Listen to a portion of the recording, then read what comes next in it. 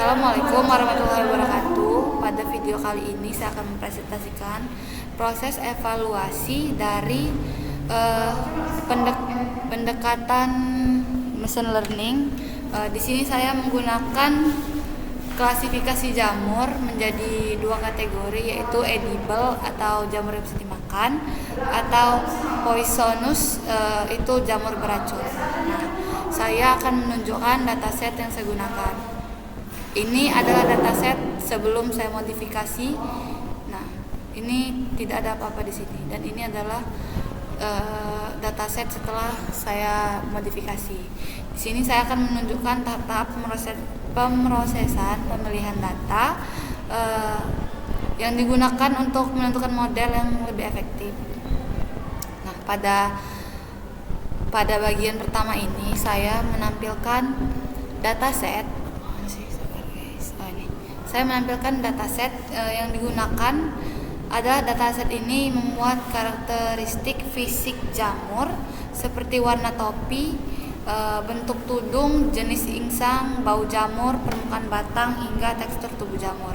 Nah, dataset ini cukup dikenal dengan penelitian machine learning karena mengandung fitur kategorikal total yang terdiri dari ratusan ribu sampel jamur. Masing-masing sampel memiliki target, yaitu edible atau poisonous.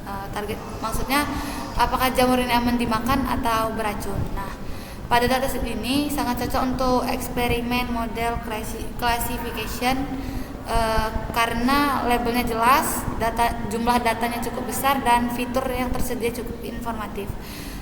Namun karena seluruh fitur kategorikal ini kita perlu melakukan beberapa tahap sebelum model kita latih.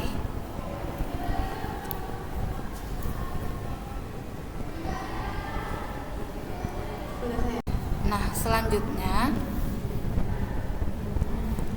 selanjutnya pada proses data cleaning dan fitur engineer. Di sini saya sudah masuk pada proses pemrosingan karena fitur pada dataset ini berupa kategori misalnya brown, convex, smooth, dan sebagainya. Pada notebook ini dilakukan on-hot encoding, yaitu teknik mengubah setiap nilai kategori menjadi kolom binar. Metode ini paling cocok untuk dataset dengan kategori yang tidak memiliki hubungan urut. Nah, setelah selesai encoding, data ini dibagi menjadi 80%. Nah, data ini menjadi 80% dan data testingnya sebanyak 20%. Pembagian ini bertujuan agar model dapat belajar dari sebagian besar data, namun tetap diuji menggunakan data yang belum pernah kita lihat sebelumnya, sehingga kita bisa menilai performa model secara objektif. Nah, mungkin itu saja yang dapat saya sampaikan. Dilanjutkan oleh teman saya. Assalamualaikum warahmatullahi wabarakatuh. Baiklah, di sini saya Ermanda Putri dengan NPM 23592011093. Di sini saya akan melanjutkan video dari teman saya. Baiklah, di sini 3 membagi data train test split. Masuk ke bagian pemilihan model dalam proyek ini, saya menggunakan model random forest classifier sebagai model utama untuk dievaluasi. Random forest adalah salah satu metode ensemble learning yang bekerja dengan membangun banyak decision tree, kemudian menggabungkan hasil prediksinya.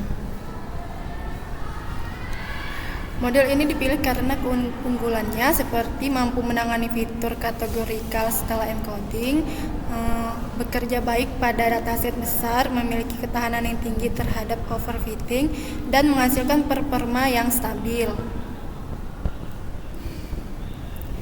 Selain random forest, saya turut mencoba model lain sebagai perbandingan, yaitu decision tree dan logistic regression.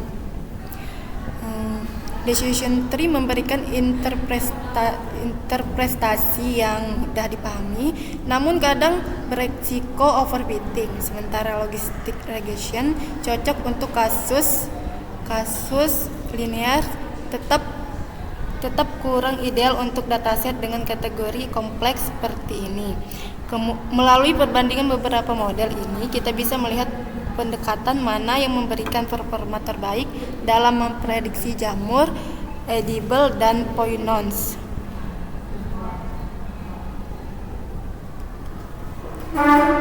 Berikutnya adalah proses pelatihan model. Pada bagian ini saya menunjukkan bagaimana model random forest dilatih menggunakan fungsi feed. Model mendapatkan input berupa fitur hasil encoding dan output berupa label edible atau poinons. Selama proses training, random forest membangun sejumlah pohon keputusan. Setiap tree belajar dari subset data, kemudian semua pri memberikan voting untuk menentukan prediksi akhir. Teknik ini membuat model lebih kuat dan mengurangi risiko overfitting dibandingkan hanya menggunakan satu decision tree.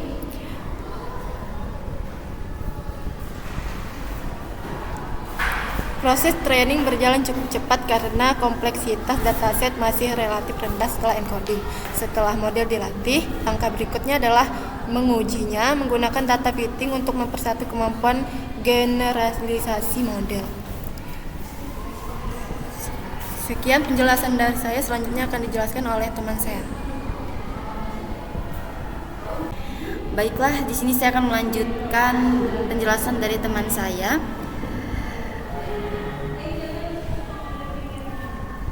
Pada bagian evaluasi, bagian ini merupakan inti dari evaluasi performa dengan model uji menggunakan data testing dan hasil diukur dalam beberapa metrik.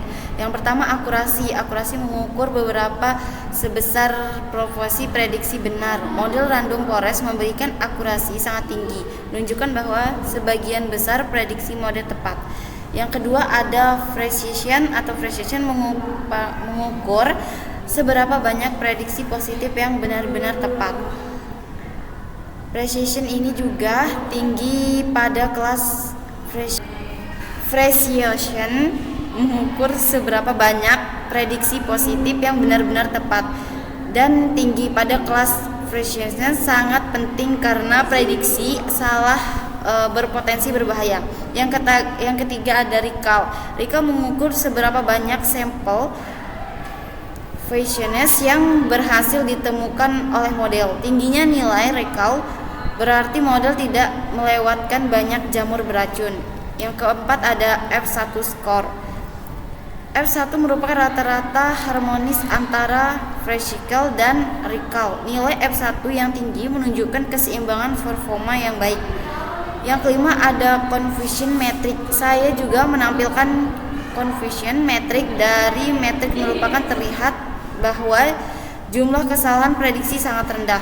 Kelas edible dan fractional masing-masing mendapatkan prediksi yang akurat dengan jumlah kesalahan minor. Dari semua metrik ini dapat disimpulkan bahwa random forest sangat efektif dan tugas untuk klasifikasi jamur. Semua metrik mendekati nilai sempurna, menunjukkan model mampu mengenali pola data dengan baik. Untuk memberikan gambaran yang lengkap, saya membandingkan random forest dua model.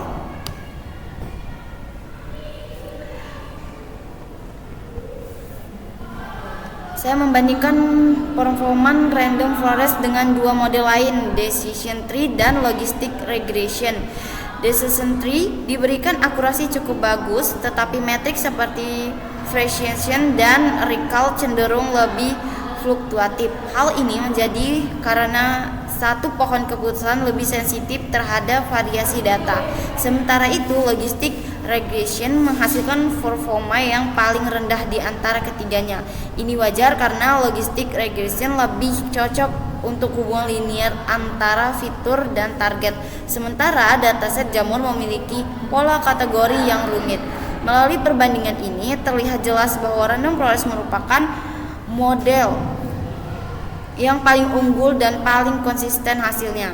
Sebagian penutup dari seluruh proses, mulai dari pemahaman dataset, processing, pemilihan model, pelatihan hingga evaluasi, dapat disimpulkan bahwa pendekatan machine learning merupakan menggunakan random forest adalah yang paling efektif dan untuk menghasilkan klasifikasi jamur edible dan versioning pada dataset ini.